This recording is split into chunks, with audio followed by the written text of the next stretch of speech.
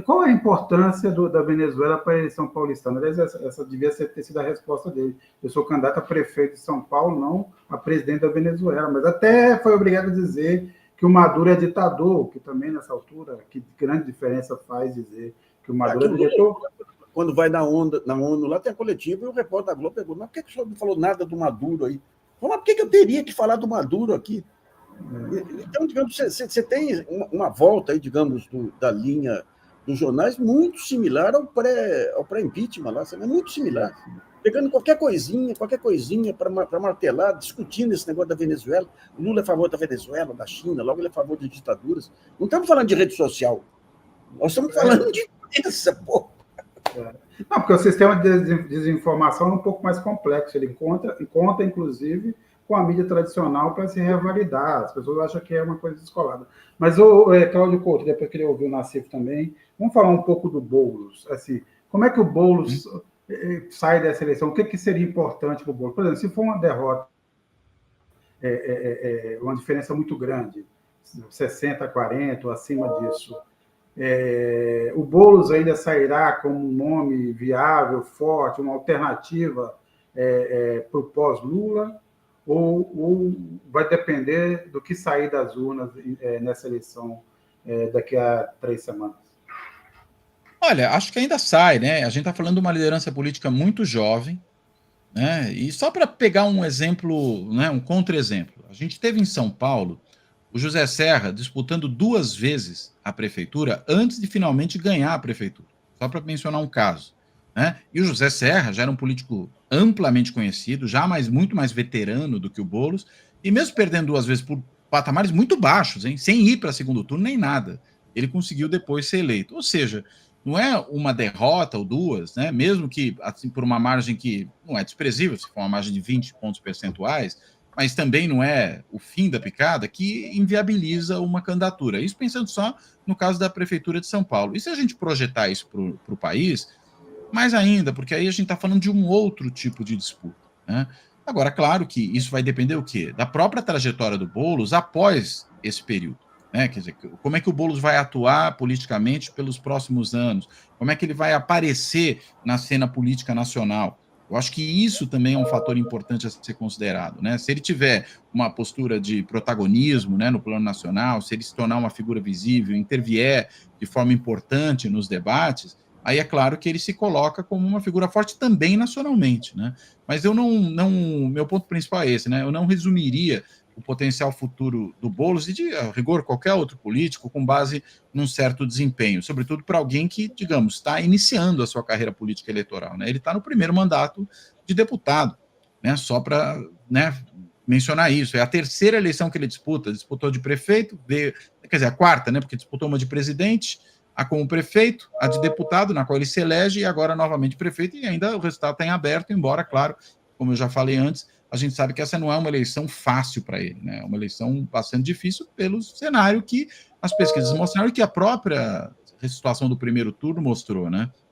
Você teve um candidato da extrema-direita, né, que se identificou com ela, como foi o Marçal, tendo, né, uma votação muito parecida com a do Boulos e com a do Nunes. Para onde vão esses votos? Embora, me parece que também o voto do Marçal, e acho que essa é uma leitura que o Boulos precisa fazer, e a campanha dele nesse segundo turno, e acho que já fizeram, né, evidentemente, não é só o voto da extrema-direita, uma parte mas uma parte é um voto de quem está muito insatisfeito com a política de um modo geral, né? E, enfim, associar o Nunes não só ao bolsonarismo, mas também a essa política muito tradicional, pode ser uma maneira também que o Boulos tem de ganhar um certo eleitorado, né, como um político não convencional.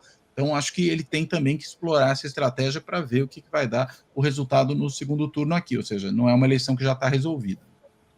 Agora, cá para nós, se ele conseguisse ser eleito para São Paulo, ele poderia revolucionar a política brasileira. Eu acho que a grande virada para não falar em esquerda, direita, dos progressistas, é a organização dos pequenos, em discursos de solidariedade que é ampliado. Quando você pega a New Deal, como que foi feita lá o combate àquele individualismo exacerbado aí do mercado financeiro, foi justamente o discurso da solidariedade, mas planejado. Não basta só o discurso. O Lula tem o discurso, ter feito belos discursos aí, mas sem planejamento fica tudo na base de inspirar os bons sentimentos aí, né? Agora, se ele pega o trabalho que ele faz com o MST e consegue levar adiante, pegar bares e restaurantes, pegar pequenas empresas, tentar ampliar para diversos setores, pode ser o primeiro ensaio, digamos, do que futuramente pode ser a bandeira das esquerdas, que o PT perdeu quando perdeu as comunidades eclesiais de base ainda. A vitalidade do PT, o partido ônibus que existia aí até a eleição do Lula, muito ligado às comunidades eclesiais de base que traziam a periferia para dentro, né? Isso aí foi perdido para os neopentecostais e tudo aí, e o PT não soube renovar o discurso. Ele está com o próprio Lula. As bandeiras do Lula hoje são as mesmas do segundo governo, do primeiro governo, tanto na parte boa aí de políticas sociais, quanto na parte ruim de política econômica também, né? Então, o Boulos poderia ser o laboratório, São Paulo com Boulos poderia ser o laboratório dessa tentativa, embora enfrentando um baita de um preconceito aí de muitos setores da justiça. Por exemplo, quando o Marçal acusa ele de ter sido preso e detido, ele foi preso e detido no episódio mais dantesco da história da justiça de São Paulo, que foi Pinheirinhos, lá, que tiraram famílias, crianças, incendiaram tudo, Poder Judiciário lá, aquele deputado que virou locutor da Jovem Pan aí, que era do Tribunal de Justiça. Ali foi a coisa mais... Hã? Capês. Foi o episódio mais indigno da história da Justiça de São Paulo lá, né? Então, a revolta dele lá não foi uma revolta de revolucionário, foi uma revolta do justo, né? Mas ele poderia, eu acho que ele, digamos, o aprendizado do PT, porque a gente está falando em renovação da direita e da esquerda do PT. Eu não vejo renovação nenhuma. Eu acho que esse é um dos pontos principais, né? Tem que ter uma renovação de quadros e tem que ter também uma renovação de estratégias, né? Isso. É interessante que tem uma pesquisa que foi muito mencionada, né? Eu mesmo cheguei a mencionar algumas vezes. Foi feita pela Fundação Perseu Abramo, fundação do PT, que serve para subsidiar o partido com ideias, com análises, para poder justamente o partido fazer a sua atuação política, né?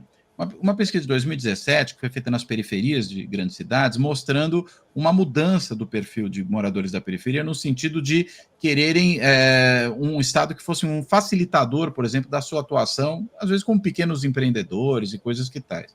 A gente viu que boa parte do voto que vai para o Marçal é um voto que vem de gente com esse tipo de perspectiva, né? Que está, enfim, querendo mais eficiência, com essa cabeça de que vai ser empreendedor e tudo mais.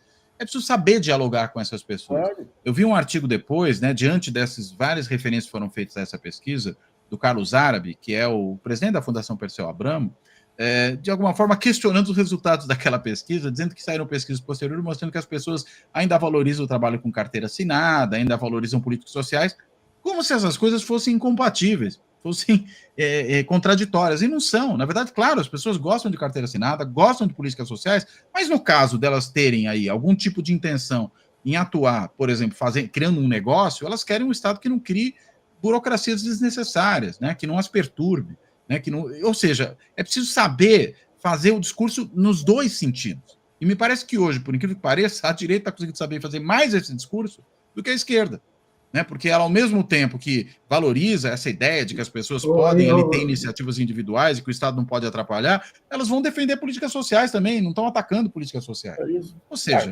é preciso saber como lidar com isso. Embora, Carlos Couto, eles vendam uma ilusão e não uma ideia e um plano, um projeto. Tudo bem.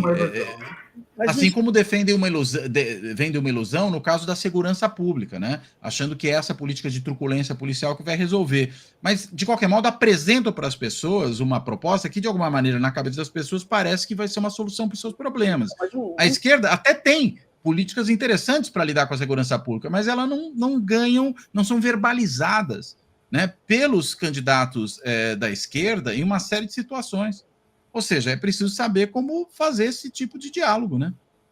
Vamos pegar uma. Eu acho que o Estado, como um agente indutor da organização social, pode ser muito eficiente. Você tem essa questão dos arranjos produtivos locais, que nos anos 90 espalharam por aí. Eu tinha umas ideias que eu até escrevendo sobre os arranjos produtivos digitais. Ou seja, a possibilidade que você tem de montar um portal e não precisar ter empresas da mesma localidade aí. Pode ter empresas de qualquer lugar aí, passando pelo crivo do Sebrae, do Senai e tudo, justamente para montar estruturas para poder enfrentar as grandes plataformas. Daí mandei lá para aquela Agência Brasileira de Desenvolvimento Industrial, a BDI, tudo, é que nem você falar com uma parede, rapaz. Daí outro dia a FIA me convidou para uma palestra lá, daí no coquetel falaram, olha, nós estamos apresentando aquele projeto lá de arranjo produtivo digital para o governo Tarcísio de Freitas. Esse governo Lula, a incapacidade de até absorver qualquer sugestão é inacreditável. Porque você tem um conjunto de ministros, até que tem uma boa reputação em suas áreas, sem capacidade operacional. E a Casa Civil não dá capacidade operacional para eles. Eu vi uma entrevista do Rui Costa, falar, por que o governo não estava preparado aí para os incêndios? Eu falei, porque eu fui governador, eu sei que projeto, você não pode vir com PowerPoint, não. Aqui vieram com PowerPoint, aqui eu falei, não, a Marina, né, provavelmente. Tragam aqui mostrando cada etapa, ou seja, jogando a responsabilidade para cima da Marina, sem entender que era um desafio de governo.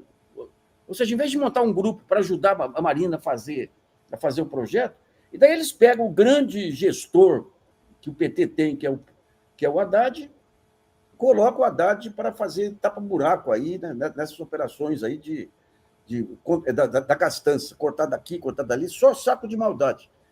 E um projeto que poderia mudar a cara do Brasil, que é da transição energética, que teria que ser um negócio interdisciplinar, interministerial, que nas mãos do Haddad poderia embalar, eles deixam isolado. Então, digamos que o Lula ele acha... E toda a esperança fica em quê? Não, se a gente fizer agora um trabalho rígido para acertar as contas, daí no último ano a gente consegue crescer e crescendo a gente consegue recuperar a popularidade. O povo não quer só comida, o povo quer sonho. É isso. Quer sonho. A questão é que está crescendo e não está resolvendo, né? Não está resolvendo, porque não tem a perspectiva de futuro. O malandro aí do Marçal apresentava, nossa, vamos criar aqui uma escola para empreendedores, um monte de coisa. Não, uma das coisas que eu fico triste, Nassif, com a derrota do Marçal, é que a gente não vai ter o prédio mais alto do mundo, né? Eu realmente acho que seria um marco. E a parte de segurança que ele pegou do filme do Spielberg, né? Você teria inteligência artificial que ia identificar quando pudesse... Sim.